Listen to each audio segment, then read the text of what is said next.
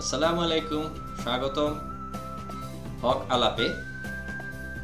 যেভাবে গার্মেন্টস ফ্যাক্টরিগুলোতে প্রতিদিন আন্দোলন সংগ্রামের নামে যেই কাণ্ড কারখানা চলছে তা অত্যন্ত পীড়াদায়ক, অত্যন্ত চিন্তার বিষয়। বাংলাদেশের এই একটি শিল্প খাত যেখানে মানুষ খেয়ে পরে বাঁচে এবং এখানে শ্রমমূল্য খুব কম, ব্যাপক হারে শ্রমিকদের শ্রমমূল্য শোষণ করা হয়। তারপরেও এই একটি মাত্র ইন্ডাস্ট্রিয়াল ব্যাপার যেটি বাংলাদেশের মানুষকে, বিশেষ করে একদম নিম্ন প্রান্তিক পর্যায়ের মানুষ যেই কর্মজীবনকে অবলম্বন করে তাদের পরিবার পরিজন নিয়ে বেঁচে থাকেন, সেই সেক্টরটি বেশ কিছুদিন থেকেই বিদেশি চক্রান্ত এবং দেশীয় ডাকাতদের হাতে জিম্মি। সেখানে এখন যেটা হচ্ছে সেটা হচ্ছে যে পরিত্যক্ত যেই সরকার ব্যবস্থা তারই কিছু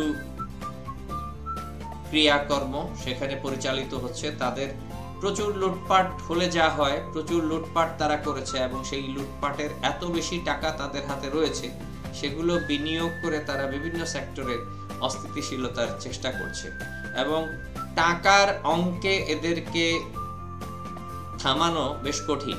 কারণ এরা যেভাবে বাংলাদেশকে একদম লুটে পুটে খেয়েছে, এই ইন্ডাস্ট্রিয়াল সেক্টরের যে মালিক পক্ষ তারাও জানে যে আগামীতে তাদের জন্যে যে সময় আসছে, যে গণতান্ত্রিক ব্যবস্থার চিন্তা বাংলাদেশের মানুষ করছেন, যার জন্যে ছাত্র জনতার গণ অভ্যুত্থান হয়েছে, সেই অভ্যুত্থানের মধ্য দিয়ে গঠিত সরকার এবং পরবর্তীতে যে গণতান্ত্রিক সমাজ নির্মাণের যে চিন্তা, সেই চিন্তা এবং চেতনা থেকে প্রসূত কোন রাষ্ট্র ব্যবস্থা যদি এখানে গড়ে ওঠে, রক্তশোষা এই মানুষগুলো যারা শ্রমজীবী মানুষদের সর্বনিম্ন মজুরিতে, পৃথিবীর সর্বনিম্ন পর্যায়ের মজুরিতে যারা শ্রম খাটায়, যাদের শ্রম তারা শোষণ করে, সেই শোষণ প্রক্রিয়া থেমে যেতে পারে, সেই শোষণ প্রক্রিয়ায় ব্যাঘাত ঘটতে পারে। সুতরাং তারা যে কোনো মূল্যে তাদের পূর্ববর্তী যেই সরকার ছিল তাদের ছত্রছায়ায় তারা যেভাবে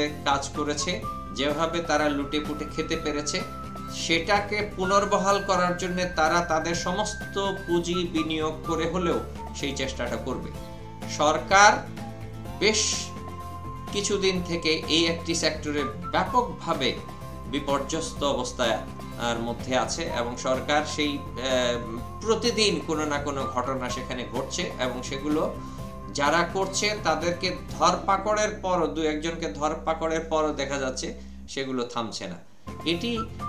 এটি শুধু নয়, অনেকগুলো ষড়যন্ত্র একই সাথে একই সেগমেন্টে আবার ভিন্ন ভিন্ন সেগমেন্টে হচ্ছে। তো সুতরাং এই সমস্ত পরিকল্পনা, ষড়যন্ত্রের যে নীল নকশা, সেগুলো শুধু দেশের অভ্যন্তরে নয়, বাইরেও সেগুলোর পরিকল্পনা হচ্ছে এবং সেই পরিকল্পনাগুলো হতেই থাকবে। কারণ এদের যেই প্রফিট, গার্মেন্ট সেক্টরের যেই লুটপাট, সেটি রাজা রাজরাদের হার মানায়। আমি ব্যক্তিগতভাবে অনেক গার্মেন্টস ফ্যাক্টরির সাথে কাজ করেছি জীবনে। তাদের যেই লভ্যাংশ, তাদের যেই জীবনযাত্রা, সেটি রাজা রাজরাদের যে কোনো অংশে কম নয়। কারণ তারা যে পরিমাণ শ্রম মূল্য শোষণ করেন, শ্রমিকদের কাছ থেকে যেই মজুরিটা দেন, সেটা একটা মানবেতর জীবনযাপনের জন্য, একটা মানবিক জীবনযাপনের জন্য যথেষ্ট নয়। সেই জায়গা থেকে তারা তাদের সেই পূর্ব পরিস্থিতি ফিরিয়ে আনার জন্য তারা সেই শুধু আওয়ামী লীগের লুটপাটের টাকার দিয়েই তারা এই কাজগুলো করাবেন না, তারা তাদের প্রয়োজনেও সেই কাজগুলো করতেই থাকবে। সুতরাং সরকারের এসব ক্ষেত্রে আরো ব্যাপকভাবে দৃষ্টিভঙ্গি দিতে হবে, আরো নিবিড়ভাবে পর্যবেক্ষণ রাখতে হবে এবং স্পেসিফিক শ্রম মন্ত্রণালয়ের আন্ডারে সেখানে কন্টিনিউ একটা মনিটরিং সেল করে দিতে হবে।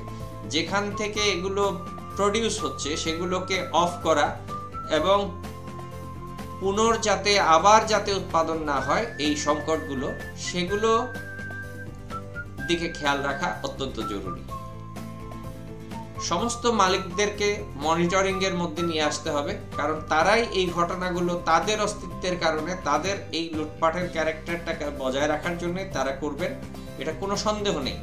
সুতরাং শুধু যে আওয়ামী লীগ করছে বা বিভিন্ন অন্যান্য জায়গা থেকে হচ্ছে তা না, এরাই তাদের প্রয়োজনে বারবার এগুলো করতে থাকবেন। সুতরাং মালিক পক্ষকে মনিটরিং এর মধ্যে নিয়ে আসতে হবে এবং শ্রমিকদের মধ্যে যারা দালাল শ্রেণীর রয়েছে, যারা পতিত সরকারের লেজুর ছিল, তাদেরকে চিহ্নিত করে তাদেরকে মোটামুটি আইনের আওতায় নিয়ে আসতে হবে অথবা তাদেরকে সেখান থেকে সরিয়ে দিতে হবে। কিন্তু মালিক পক্ষ যদি ইন্ধন না যোগাতো এগুলো আসলে বেশি দিন থাকতো না, কারণ শ্রমজীবী মানুষ তারা তাদের ন্যায্য দাবির ভিত্তিতে যেই ন্যায্য পাওনা সেগুলো পাবেন, তারা কাজ করবেন, কাজের বিনিময়ে পয়সা পাবেন। এখানে অযথা বারবার এই ধরনের আন্দোলন হওয়ার তো কোনো সুযোগই থাকে না। আমরা যতদূর দেখেছি গার্মেন্টস শ্রমিকরা অত্যন্ত নির্ভীকভাবে তাদের শ্রম দেন এবং তাদের জীবনযাত্রার মান নিয়েই তারা শঙ্কিত থাকেন। তারা তাদের জীবনাতিপাত কিভাবে করবেন সেই লড়াইয়ের মধ্যেই তারা থাকেন। তারা এসব ঝামেলার মধ্যে জড়াতেও চান না। এই গুটিকতক মানুষ এই বিষয়গুলোকে ওই মালিক পক্ষ এবং আওয়ামী দুষ্কৃতিকারী সন্ত্রাসী লুটেরা শ্রেণীদের ইন্ধনে এই কাজগুলো করছে।